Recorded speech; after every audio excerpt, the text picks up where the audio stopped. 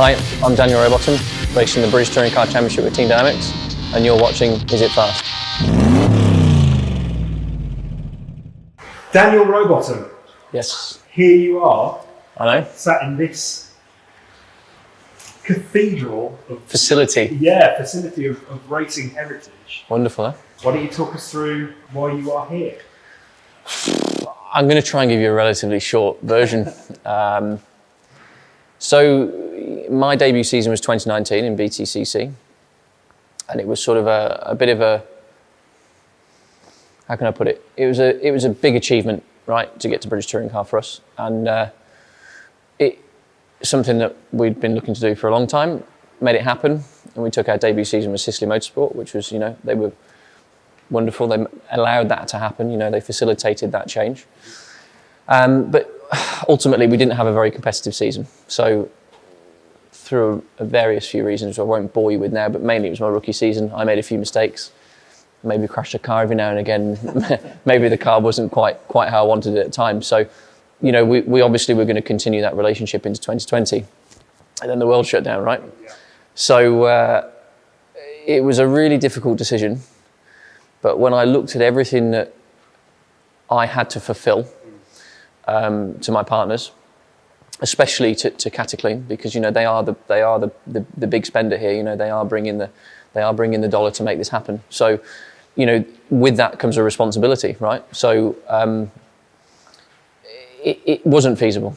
You know, it just wasn't. And I knew, you know, the guys were really good. You know, they were sort of like, well, you know, if you want to, we'll do it. And I was like, not really, because ultimately, I knew in my heart of hearts we couldn't deliver on what we needed to deliver, really. So that all happened, right? And then I guess I had August watching it on the TV, cursing myself, right? Yeah. And I thought, if I'm going to do it, I need, you know, we're going to do it properly now. We need to do it. We need to make sure everything can facilitate what needs to happen, both for me as a driver and commercially for my partners.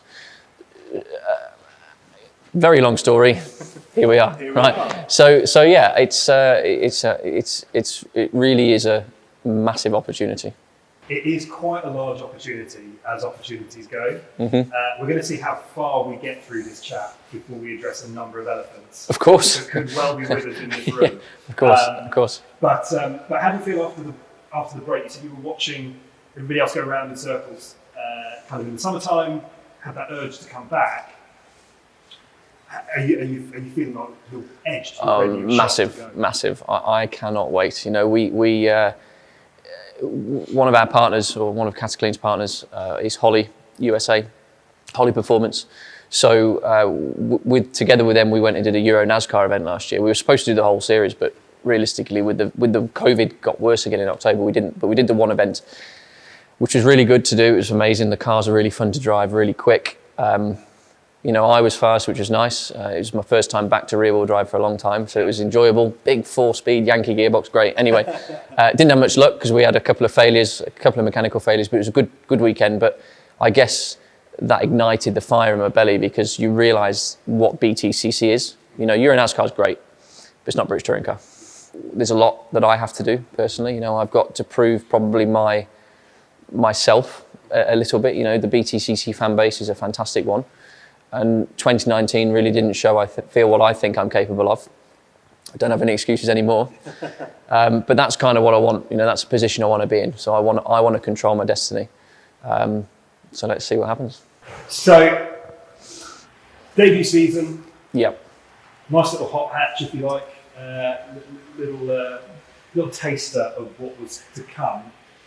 How do you think that short but sweet experience has helped you when now you kind of arguably go into one of the most competitive cars on the grid?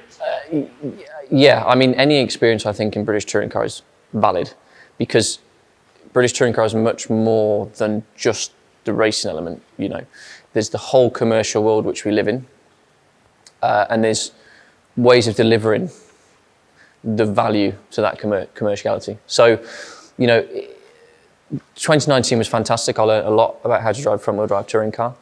And, you know, rolling into the winter testing program we did into 2020, that was also very good as well. You know, Adam Morgan and I, you know, my ex-teammate, we're good friends. We worked very hard last winter. And there's lots of experience which will hopefully add value for me now. But I guess the real asset was having that year to understand the championship, to understand how that bit works and understand. I didn't really plan that bit very well. The commercials there were weak. I could do this with that, or we tried that and that was crap. Yeah. So, you know, it just allows you to take the time to look at it. So I come into this now with hopefully a better commercial plan, and I can kind of leave that to one side. You know, the first year, because of the sheer size of it, you know, you're trying to do everything, right? You're trying to drive the car, you're trying to please the sponsors, you're trying to get guests to the gate on a Sunday morning when you should be sat down eating your breakfast. You know, you're all over the place. So I guess the biggest lesson it's taught me is to just race weekends are for racing. In the week you can do all the other bits, but on a Friday afternoon, turn the phone off, go motor racing and turn it back on maybe Tuesday, have a day off. But, you know, sounds wise and prudent. That's the plan. You mentioned commercials, yes, you mentioned partnerships. I think it's fairly widely accepted that to go driving at any level is expensive, and you need people to help you. Yes.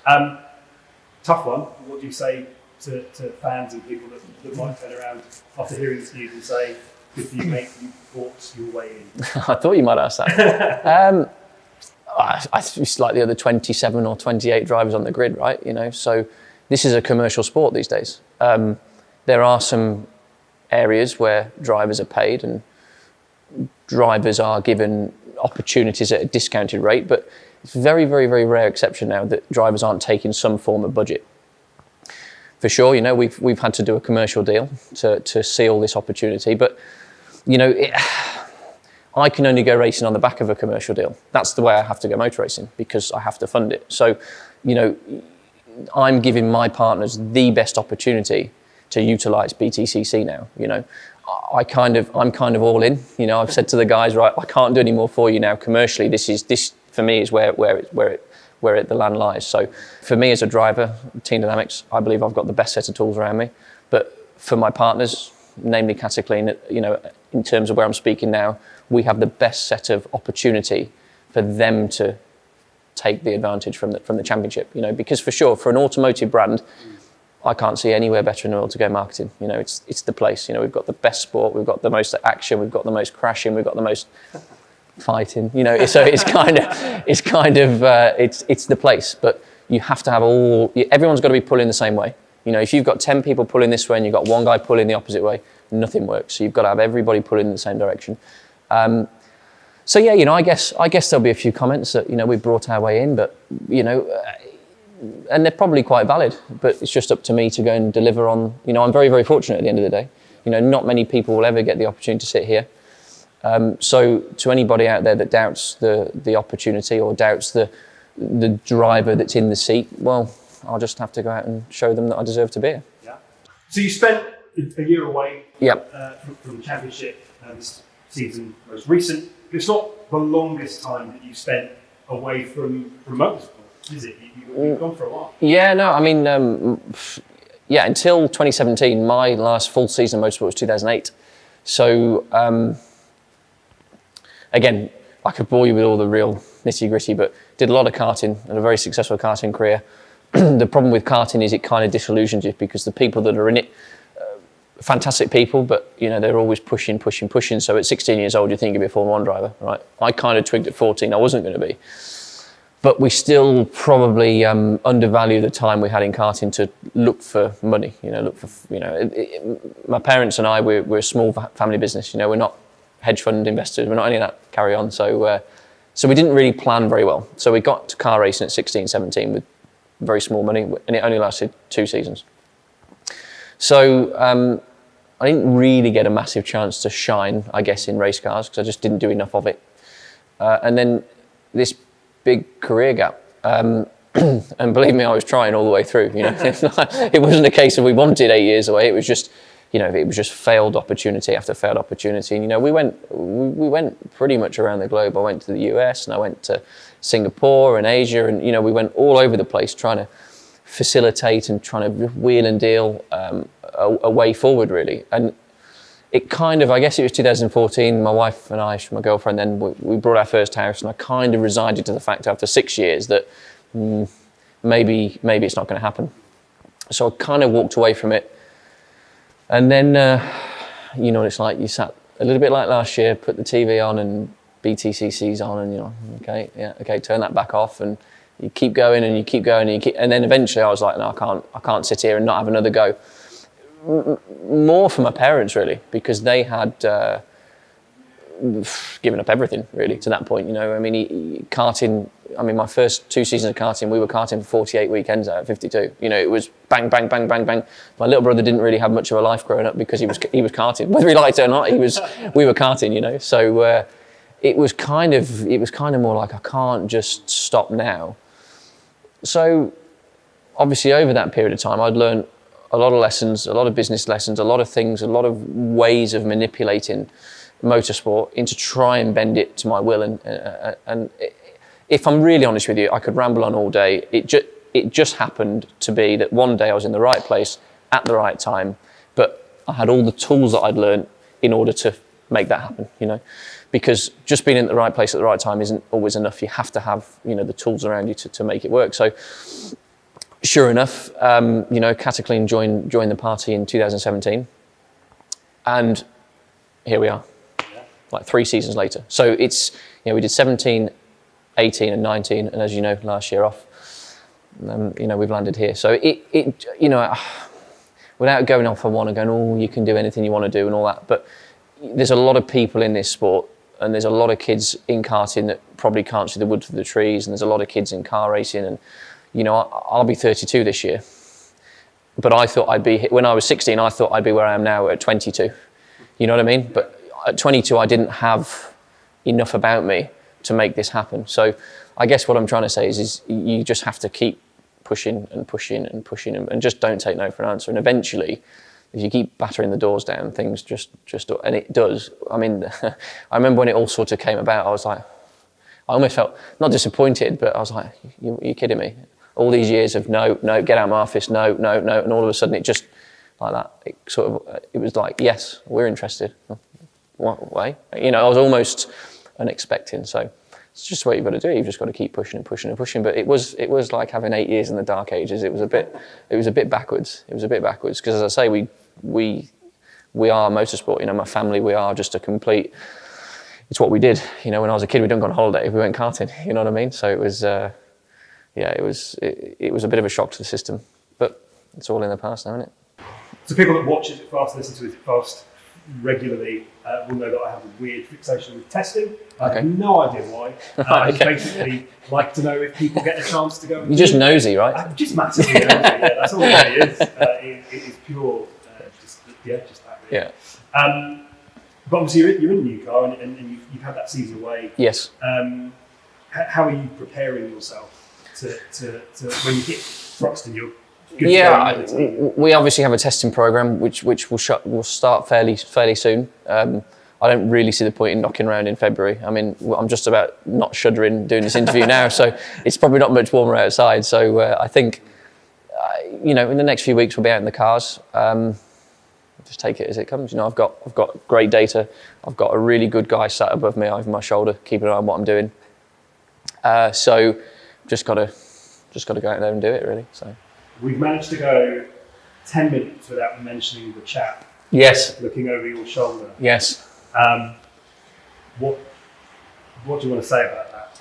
It's big, isn't it? It's massive. I mean, you know, for me to, I'm kind of at a crossroads here because, you know, I grew up watching British touring car, and I started karting when I was 8 years old, which was 1997, right?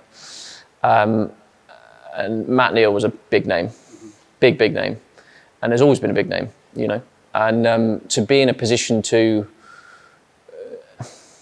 I don't want people to think I'm in any way, shape, or form replacing Matt Neal, because that's not what this is. You know, it's not that deal. It's a commercial deal. and the opportunity swung my way. But Matt's a great guy, you know, and we've had many, many discussions, and, you know, I firmly believe he's going to do everything he can to help me get up to speed. But there's an element to this that I'm the one behind the wheel. I've got to be in control of that, you know, I've got to make sure I can deliver the goods. So it's just a real big privilege for me, you know, to be able to take that opportunity and run with it, you know, because it didn't have to happen like that. You know, it could have happened a number of different ways. Yeah. So here we are. Very eloquently put. I think that's, try and be all the professional. I've only got two more questions. Yeah. First one, tough one. How do you think we have this conversation again, October-y time? Yes. How do you think the season's going to have gone? We better win some races. Yeah, no, look, I've never ever gone into any season without intending to win races, because I think if the minute that you do that, the minute you go, oh well, this year if I finish in the top 10, I think your mind's already gone. So, you know, for sure, my intention is to win races. My career intention is to win the British Touring Car Championship.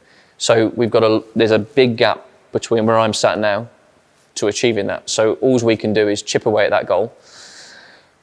As we said a few minutes ago, I don't really have any excuses anymore.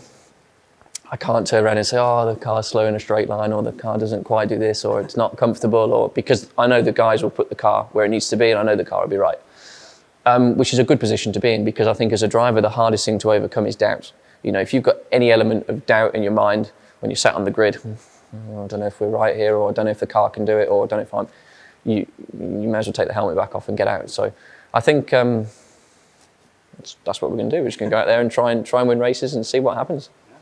That's the plan. That's the plan. It's like a good plan. It's like I know it sounds like a simple plan.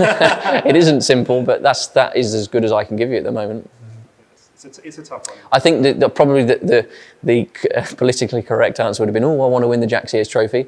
Of course, that would be great to have. You know, I am still eligible for that. You know, and it's a trophy that many good drivers have won before. So it'd be nice to pick that up, but I kind of have to look past that, because that's not the goal.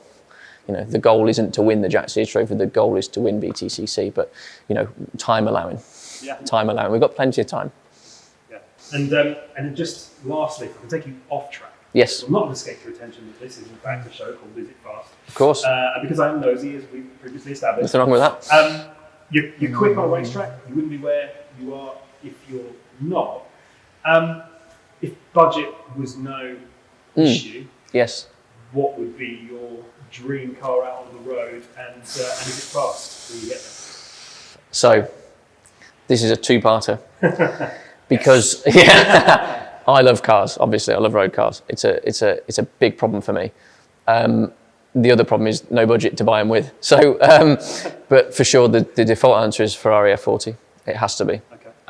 Because for me, it's on that raw edge of crazy. Still got a manual gearbox.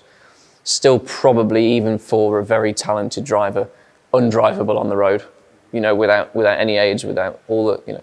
But then, in terms of modern stuff, I got involved with a few guys a few years ago where I was moving cars for them. We talked about this before off camera, and there were two cars that stood out for me. One was a 997 GT3 RS, and I didn't like Porsche before. Not because I don't hate anything, but I wasn't a massive Porsche fan, and I drove that car, and it just completely changed my perception of what the brand and what the car stood for. And then I really like anything that McLaren are knocking out. Really? Okay. Anything from McLaren for me is, I really like the original MP4-12C. Yeah, the one named after a printer. Yeah.